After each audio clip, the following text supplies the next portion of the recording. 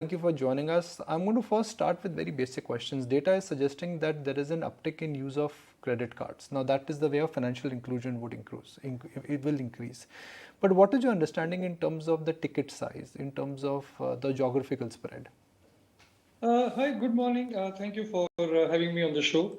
So first things first, I think when we talk about not just credit cards, if you talk about retail lending, we are on a phenomenal growth trajectory in terms of scale, speed, delivery. If I were to give you a quick idea about numbers, then you will see this in perspective. The growth in just credit cards or personal loans, it's basically all-round growth. So in terms of the total retail lending market itself, it's important to understand that we've had 10x growth in inquiries in the last decade. Inquiries is a good indicator of demand from the market. Then if you talk about live consumers active right now as we speak, that's grown 6x in the last 10 years. Young borrowers has grown more than 7x in the last 10 years. Number of women borrowers more than 8x growth. I can just go on, Nikun. So basically, it's been a runway that we've been on for a while.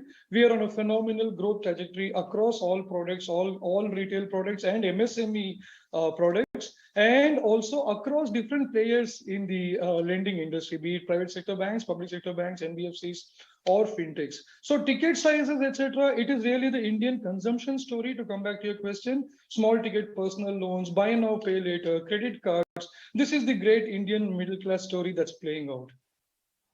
But Rajesh, do you see this as a continuing trend? Because we're also coming back after 2 years of a long haul of not spending anything besides, the bare basics. So a lot of it is vengeance at play. Do you sense that all these trends that you're picking up are sustainable? Yeah, that's an important question to think about. Even I keep looking for such trends. But you know what? The good news is that every year during Dhanteras, we have this wonderful festival high numbers. And this year, for the first ever time I've seen in my life, since Diwali, Dhanteras, those numbers have continued every day, and we are entering June now. It's many months. So call it revenge spending or whatever it is. Right now, it's quite sustainable. I will link it to my earlier point to say we've been on a growth runway for a long time.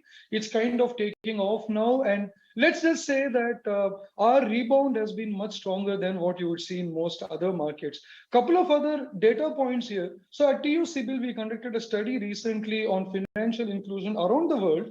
And in India, we found that we have more than 16 crores of population who is underserved, which means in the last 2 years, they've had only one active credit, which let's say, for example, is a credit card.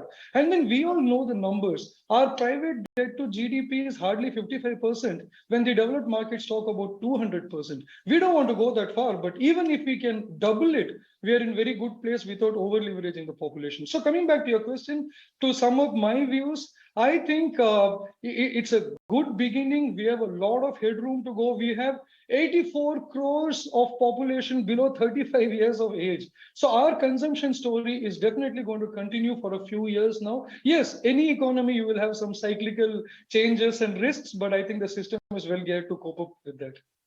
Okay, good to hear that. But tell me, is there some data to identify credits of which banks or institutions are growing faster? I know I'm putting you in a spot here, but maybe a trend, let's say rural versus urban or premium versus masses.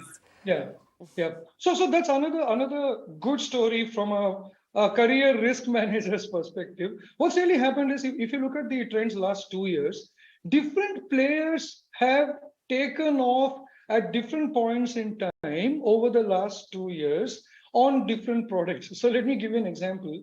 The PSBs over the last 2 years, every time you have an extension of the ECLGS scheme, they get really active and they push in some good credit into the very important MSME sector.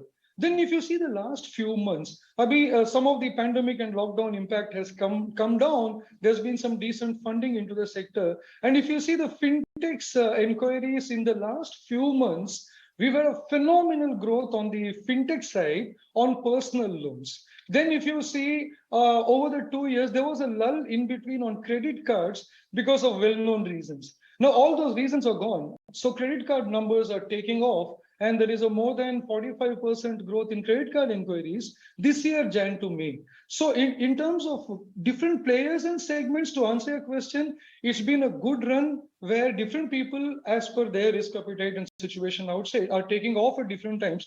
But to conclude this point, I think the good news is that if you look at all the players, including microfinance institutions, they're all now back on the growth path. And earlier you mentioned delinquencies in the opening. Let me also add that here to give a comprehensive picture.